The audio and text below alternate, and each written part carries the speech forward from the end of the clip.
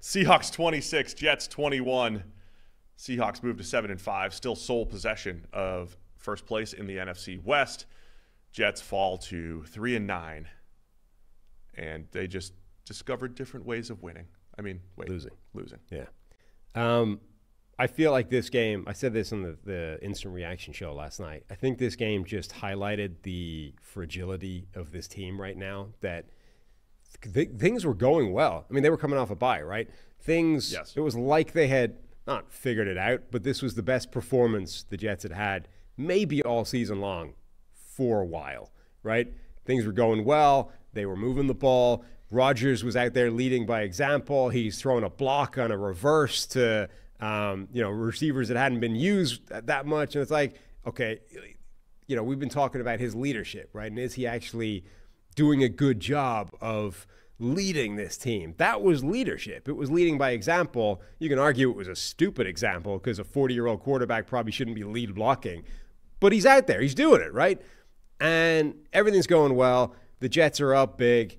They then have a chance to go up even bigger. They have a Garrett Wilson, toast the guy. This is an example, actually, of the things you say the Jets don't do.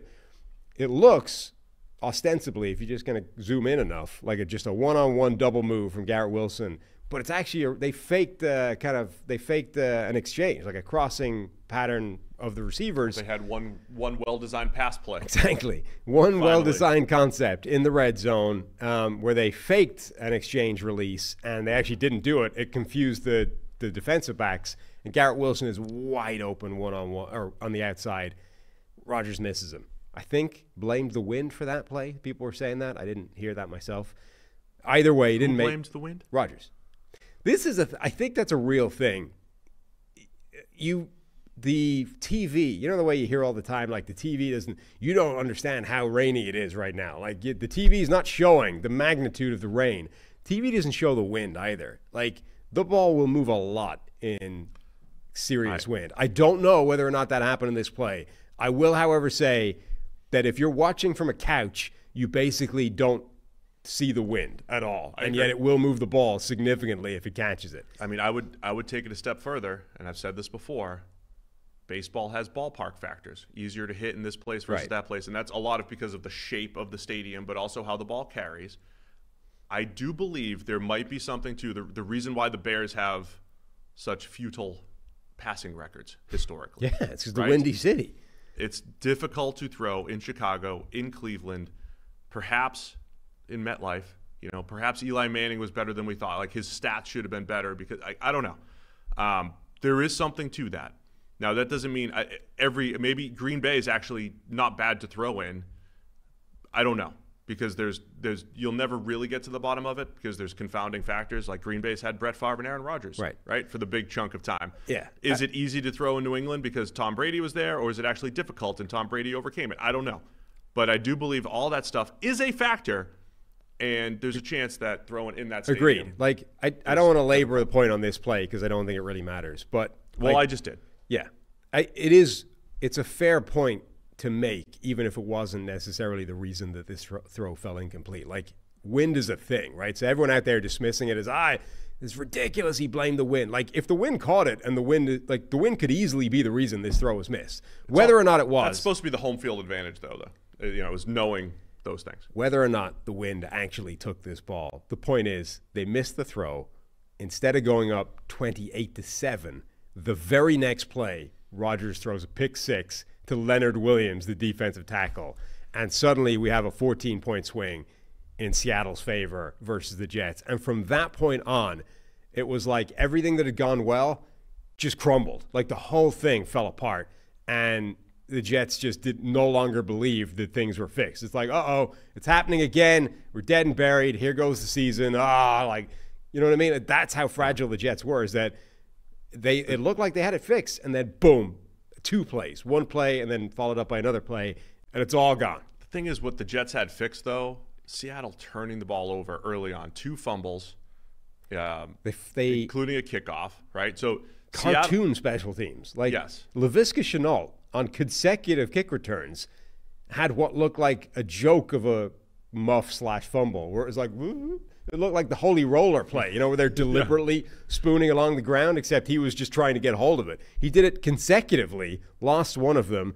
They also they had another one earlier. D. Williams fumbled the ball on a kick return, and the Jets had housed the kick return themselves. So on 4 returns, the Seahawks had fumbled it 3 times and given up a kickoff return touchdown themselves. In a game, so the Jets had a kickoff return for a touchdown, as you say, and they started 2 drives in Seattle territory, and they only scored 21 points in this game. They had so they had 1 good drive, basically, the Jets. And then what I was talking about, we'll talk Seattle in a second here, what I was talking about as far as the easy button's just not on for the Jets, Aaron Rodgers has this history of fourth quarter comebacks that just aren't successful relative to other great quarterbacks. Like, he's not even in the same ballpark as Brady, Mahomes, Peyton Manning when you look at fourth quarter comebacks as a percentage, winning percentage. And there's just something off. Like, he's throwing, that's where it's like, oh, the best throw. It's like, let's just run 4 verts and just throw back shoulders and tight window Malachi Corley just missed throws. I mean, what is going on? He doesn't pick the right throws. He doesn't pick the right options in those situations, and you saw it again here.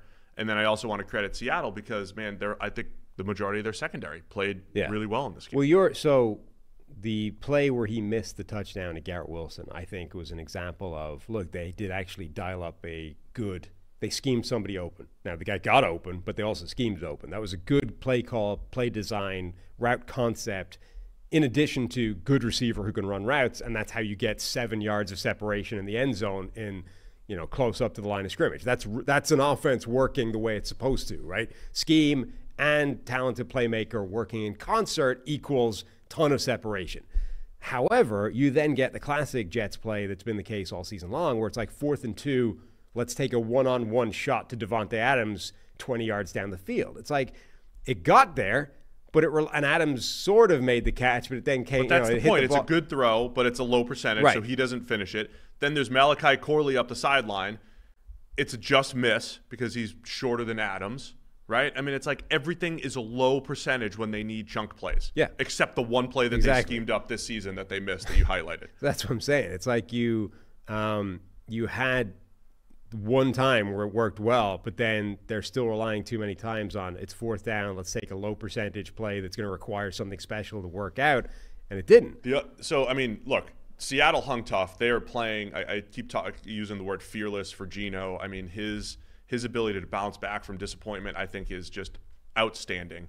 They had an awful goal line performance where they had, like, I think it was 3 failed plays, then a penalty to give them 1st and goal from the 1. They still didn't get in. 4th and 1, Geno Smith takes like a 15-yard sack on 4th and 1. I mean, Seattle did a lot of things to try to let the Jets win this game, but they also end up coming back and make the huge plays. They have a 4th and 1 defensive pass interference. I saw the Jets were complaining about a lot of penalties. They had I think I have the stat from Rich Cimini. They've now given up first downs on penalty 5 times this year on 4th down.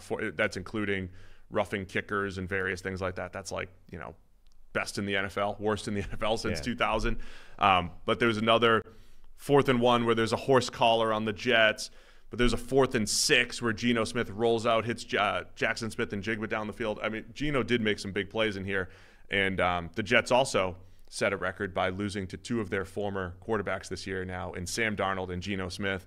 And it was like in this game, everybody who used to play for the New York teams, the Jets and the Giants, had a monster game. Julian Love's flying around making plays. Leonard Williams had the pick 6 plus 2 sacks in this game. And Geno Smith with some big-time throws down the field. Leonard Williams was, again, incredible in this game. Had the sacks, including one that was critical late on, the pick 6. Like, he played incredibly well. Was a game wrecker. I mean, he's playing now like the player we speculated he might play within this defense earlier in the offseason when they hired Mike McDonald. We were like, think about what Leonard Williams could do with that versatility in this specific defense. It's taken half a year to get really cooking, but certainly the last few weeks, Leonard Williams has looked absolutely amazing. Highest grade of his career, and we're 10 years in. He was drafted in 2015. I mean, this is the defense to unlock Leonard Williams, and it's happening.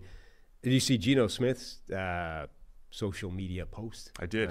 Trolling the Jets, essentially. I did. rough week for the Jets. But, yeah, Seattle looked good again. That defense was very good. Jackson Smith and Jigba is really coming on as well. Like, some of their most important players, just from an on-paper standpoint, are starting to play their best football in recent weeks, and that's a huge development for them in a division where it's wide open and Arizona loses, San Francisco loses. Like, great week for Seattle, not just because they got a win, but also because everyone else didn't. They also feel like, look, I mean, this game could have gone either way. But Seattle rounding in form, we talked about shoring up their linebacking group and finding their footing now that they're not injured up front as far as the defensive line goes, reshaping the linebackers. Their secondary, when Reek Woolen and Devin Witherspoon and Julian Love, when all those guys are out there, it is difficult to move the ball on them. But you're also right. Like, this would have been a ridiculous game to lose because it was so special teams based. It was one of those games where you're like, all your special teams needs to do is not be an absolute calamity and the reason you lose a game. If they had lost this game off the back of giving up a kick return touchdown and turning the ball over twice on kick returns, trying to do it a third time, but actually keeping the ball, we would have been like, that's ridiculous. They were the better team, right, and they lost because of cartoon special teams. Instead, they overcame the cartoon special teams, which is good because theoretically they were the much better side in this game. Anything else on this one? No. 3-9 Jets. Yeah, not good. With Aaron Rodgers. I also think, again, I mean, Rodgers is individually responsible for the two highest leverage plays in this game in terms of going away from them. However, on a down-to-down basis, he was, again, not terrible. Like, I don't think he was good in this one. I don't think he was good. I'm not saying he was good. They were handed field position, and they can't put points on the board. He wasn't good, and yet the offense scored 58 points, including a 27-yard drive. He wasn't good, and yet he was 58 times better than Kirk Cousins was this week, and is not the problem.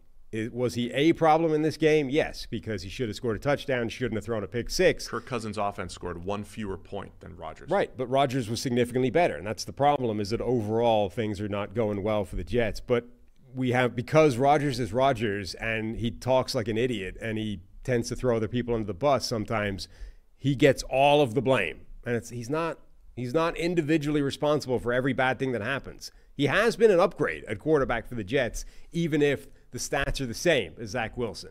That's the problem, is that everything else is rotten. All right, let's go to the next game. Got no more use for this one. Thanks for watching all the way to the end of our video. For more great content, click here to subscribe and here to watch another video. We'll see you again soon.